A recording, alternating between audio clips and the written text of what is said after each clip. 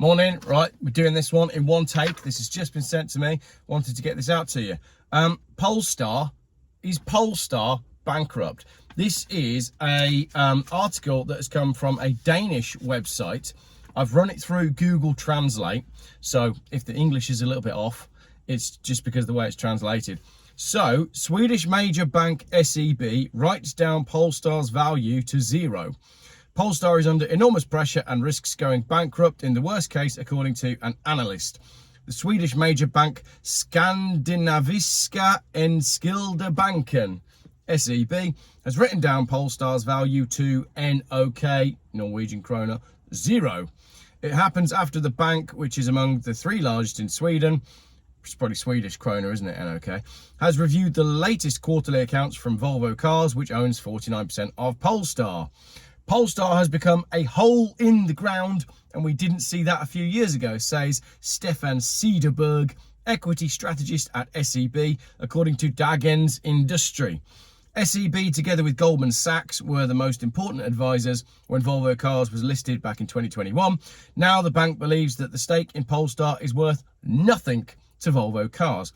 The value has been written down from SEK 18 billion to SEK 0. It's quite a big drop, isn't it? I mean, I lost a little bit on I know I gained a little bit on Bitcoin overnight, but it wasn't an 18 billion pound movement. I've put a tiny little bit in Bitcoin. I'll do a little video about it because I'm finding it quite funny. Anyway, that's a video for another day. If you want to see me do a video on Bitcoin, then let me know. Or alternatively, if you want to see me launch Jeffcoin, my own cryptocurrency that will be a physical banknote because I don't believe in digital cash, then let me know on that one as well, and we can launch Jeffcoin. Anyway, Polestar risks bankruptcy, another heading. It come to light that the electric car manufacturers are struggling with earnings in a buyer's market, with many new players who find it difficult to sell enough electric cars, says Nicholas Fredriksson, an analyst for mobilsiden.dk. And he also adds that Polestar should be suffering so much that you might not come. Polestar should be suffering so much that you might not come. I'm not going to make the obvious joke there. That's the way it's been translated. However, there's no doubt that the electric car manufacturer is now under enormous pressure. If the company does not manage to justify new real values or succeed in raising new capital, there is danger that Polestar will go bankrupt, says Nicholas Fredriksson, analyst at Mobile. See, let's do that bit again. That Polestar should be suffering so much that you might not come. Polestar are doing so badly that you might not come. Nicholas Fredriksson encourages Danish owners of electric cars from Polestar to read their purchase contracts. Oh, that's not good, is it? If he's saying, like, go back to your consumer agreement just in case they do go under, that's not good at all. Hopefully, the purchase is made via a Danish dealer who then bears the responsibility for ensuring that the contract, i.e. the service, updates and guarantees, can be enforced, regardless of whether Polestar as a company goes bankrupt, he explains. Private leasing of an electric car is better than buying. With Tesla's many price reductions in the last 12 months, most recently on the Model Y, earlier this week, rumours of suspension of payments at AI Ways, and now most recently SEB Bank's write-down of the assets in Polestar to zero, it may be a good idea to choose private leasing rather than buying an electric car. By privately leasing an electric car, you avoid burning the teddies on unforeseen events, groundbreaking technological advances, loss of resale value, bankruptcies, etc. That's got to be in the translation, hasn't it? I haven't got the English version here with me. The Danish version, sorry. I'll put it all in the description. By privately leasing an electric car, you avoid burning the teddies. Right. That just like sounds abusive to children. You don't really want to be... If you privately lease your electric car, children's toys will be safe. Private leasing an electric car is typically somewhat more expensive than purchase, especially if you need to drive more than 20,000 kilometers per year. On the other hand, private leasing can quickly prove to be the cheapest solution. The gain from avoiding the many risks associated with the purchase of an electric car can prove to be priceless. So, fairly short article, but my favourite part was the bit about Polestar now being unable to make you come. So what's happening here is, well, Polestar's been written down from 18 billion to 0, which, as I said, is quite a big jump. The other problem that we've got that nobody seems to be discussing at the minute is what actually happens if any of these manufacturers go bump. So if, let's say, Jaguar Land Rover or Polestar or any of the independent manufacturers actually went bankrupt, it doesn't just mean that they disappear.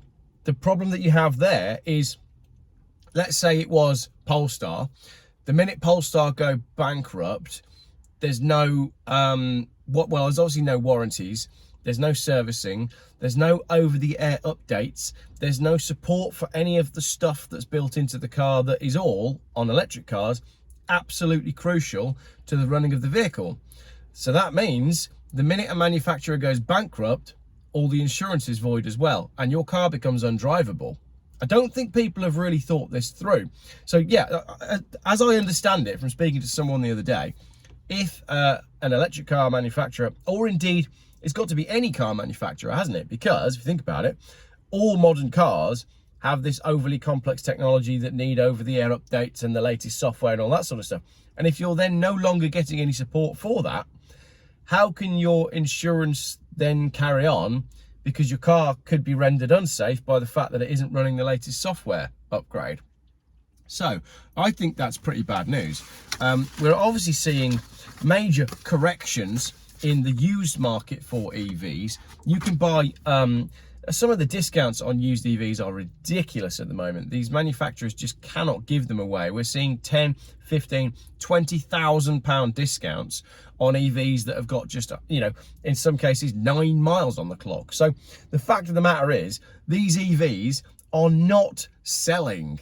I don't care who tells you that they are, they're just not.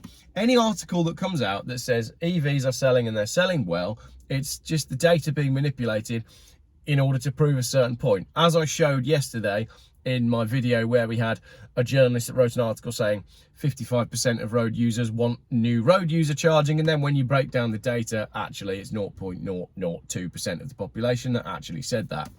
So there we go. Polestar is potentially on the brink of bankruptcy, and that's the last thing that we would expect, because aren't Polestar like the gold standard?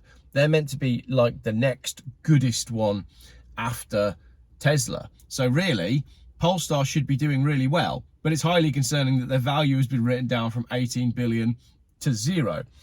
Last thing on electric cars for today, I have seen for sale on Auto Trader a BYD Seal. The new, I think it's like a luxury electric car. I might try and get a test drive of one. Off he goes, another ambulance, another sudden death. Mysterious. Don't know where all those are coming from, but there's a lot of it happening at the moment. Again, it's all in the figures, isn't it? But it depends how you look at it. Everything causes heart attacks these days, especially climate change. That went totally off the cliff. Anyway, the BYD Seal, I saw one for sale. It's £44,000. Who in their right mind has £44,000 to spend of their own money or somebody else's money? You've just started a new job, right? And the company says to you, okay, we need you to get an electric car because that's what government are incentivizing at the moment. And your company car allowance will give you up to £44,000 for a new car. And you go, do you know what? I'll tell you what I'm going to have. I'm going to have a BYD Seal. Who is mental enough to go and drop 44 grand on a car from a Chinese manufacturer, an expensive car from a Chinese manufacturer that we know have horrendous problems with quality and that we know have horrendous problems with batteries catching fire? You're buying a £44,000 unknown fire risk that you're then going to have to explain to everybody that you see when they say, oh, what car is that? Is that a Tesla? And you're going to have to go, oh no, it's a BYD Seal. And then your mates are going to go, well, why are you driving a car called a Seal? It's the dumbest name in the world. Anyway, that absolutely, a BYD Seal, pretty confident that wouldn't make me come either. And I'm pretty sure it's not going to make you come to the dealership to buy one. Thanks for watching.